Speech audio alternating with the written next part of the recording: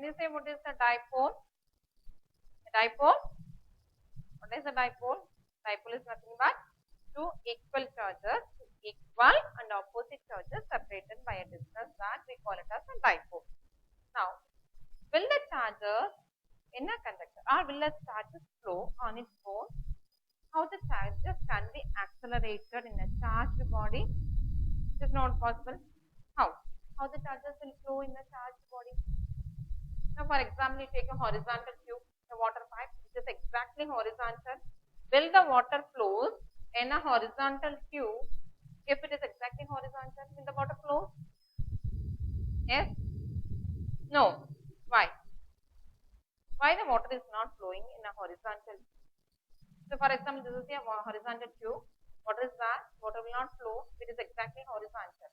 If I lift one end of this tube high, just I am increasing the height of the one end. So, what happens then? Water flows from one end to the other end. Now, why the water is flowing? Why it is not flowing in the previous case? What's the difference? Here, what I am doing? I am making the pressure difference. I am just increasing the pressure at one end, and at this end the pressure is low, and at this end which is at a higher height, here the pressure is more compared to this end. So, when there is a pressure difference, the water is flowing from one end to another end. Same way, how the heat will flow? You just take this material, I am going to heat it, and all the ends, throughout this material, the temperature is same.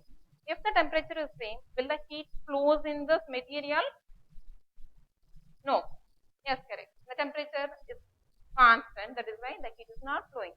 If I heat this end, that is here I am increasing the temperature. If I increase the temperature, when compared to this end, the temperature is high. Now what happens now?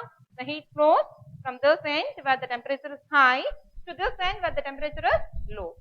So here also the heat flows because due to the temperature difference.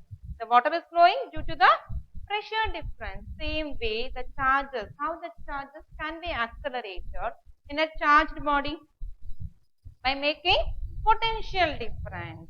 So, by making potential difference, I can make the charges to flow in a charged body. How this can be done? By connecting this to external battery. By using a battery, I can make the potential difference. So, how I can define potential difference?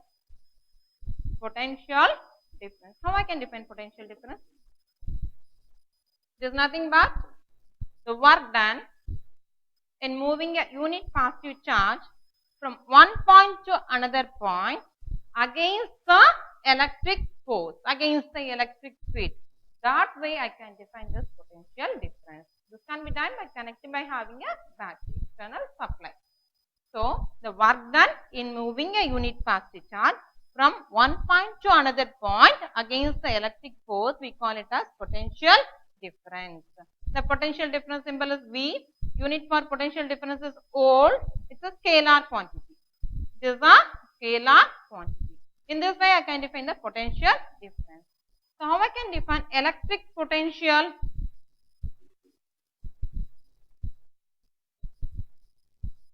Electric potential. Same way, the work done in moving a unit positive charge from infinity to this particular point, that we call it as the electric potential. So, what is the major difference between these two? Here in potential difference, the work done in moving a unit positive charge from one point to another point against the electric force, that we call it as the potential difference. Same way, how I can define electric potential? The work done in moving a unit positive charge from infinity to a particular distance against the electric force, that we call it as electric potential. Now, we have seen the difference between potential difference and electric potential. What does the Coulomb's law tells you?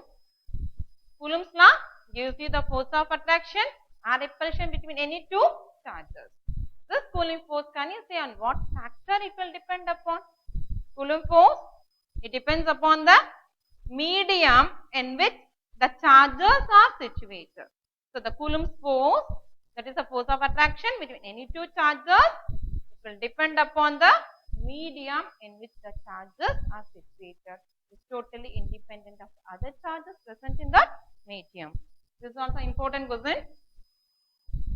Now we'll go for the exercise problem. Problem 1.41. Take down.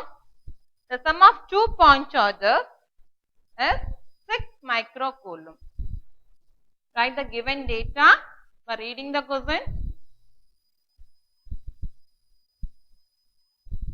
The sum of two charges, let Q1, Q2 be the two charges. The sum of 2-point charges is given as 6 microcoulomb. They attract each other with a force of, so there are two charges Q1 and Q2.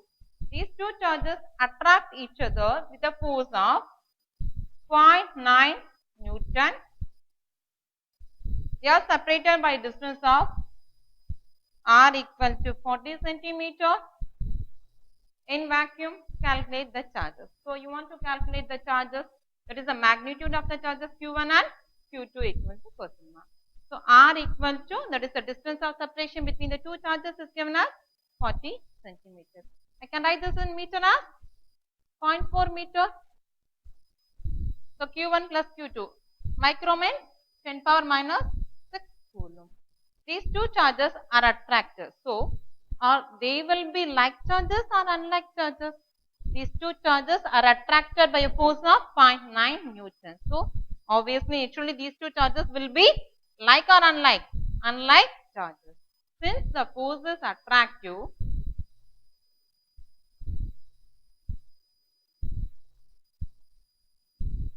one of the charges is negative. So what is the conclusion you are getting by this?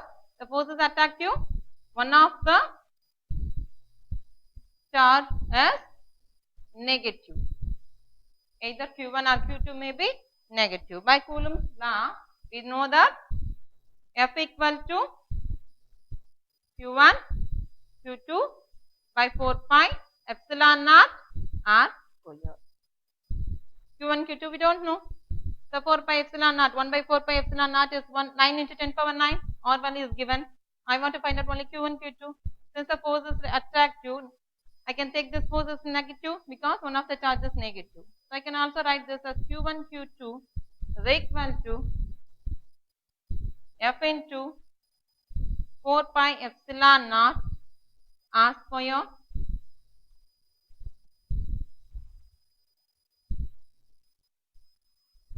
Now you substitute Q1, Q2 equal to, what is your 0.9 Newton, 0.9,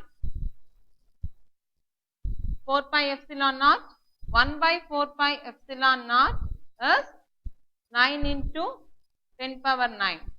Now it is 4 pi epsilon naught, so it will become, goes to the denominator, 1 by 9 into 10 power 9. What is r square? It is 0.4. So square this r is 0.4 into 0.4.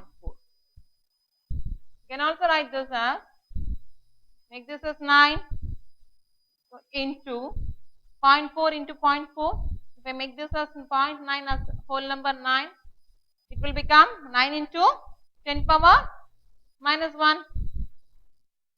0.4 into 0.4 is 4 into 4 is 16. So it will become 0.16 by 9 into 10 power 9.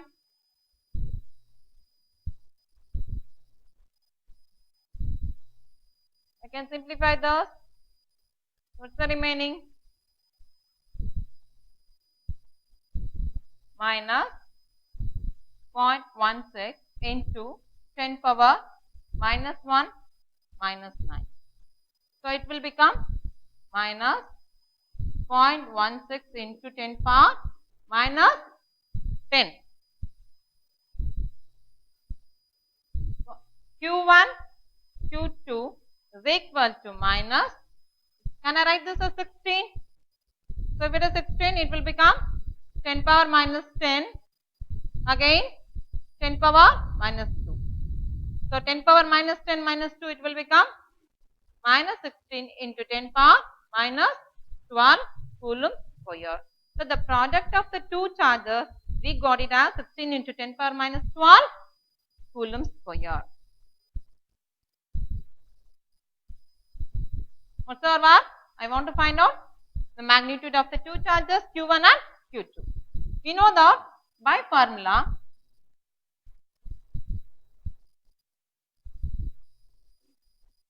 Q1 minus Q2 the whole square equal to Q1 plus Q2 whole square minus 4 Q1 Q2. So, in the data what is Q1 plus Q2? It is given as 6 into 10 power minus 6 coulomb. Q1 plus Q2 is given as 6 into 10 power minus 6 coulomb, that is micro coulomb. We have found out what is Q1, Q2. Substitute these two in that formula.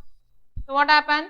Q1 plus Q2 is 6 into 10 power minus 6 the whole square minus 4 into Q1, Q2 is minus 16 into 10 power minus 12. So, 6 square is 36 into, if we square this, it will become 10 power minus 12 minus 4 into minus 16, it will become 64 into 10 power minus 12. So, what is 36 plus 64? It will become 100 into 10 power minus 12. So, this one is Q1 minus Q2 the whole square. So, if I want to find out Q1 minus Q2, take the square root of this. So, what happens? It will become 10 into 10 power minus 6 coulomb. So, I know that what is Q1 minus Q2? This 10 power 10 into 10 power minus 6. So, Q1 minus Q2 is equal to 10 into 10 power minus 6 coulomb. What is Q1 plus Q2? It is 6 into 10 power minus 6 coulomb. By simplifying these two equations, these two get cancelled. Q1 plus Q1 it is 2 Q1 is equal to 16 into 10 power minus 6 coulomb. By this, what is Q1? Q1 equal to 8 into 10 power minus 6 coulomb. So, you have calculated one charge. So, substituting this in the formula Q1 plus Q2 equal to 6 into 10 power minus 6. So, from this I can calculate Q2. What is Q2?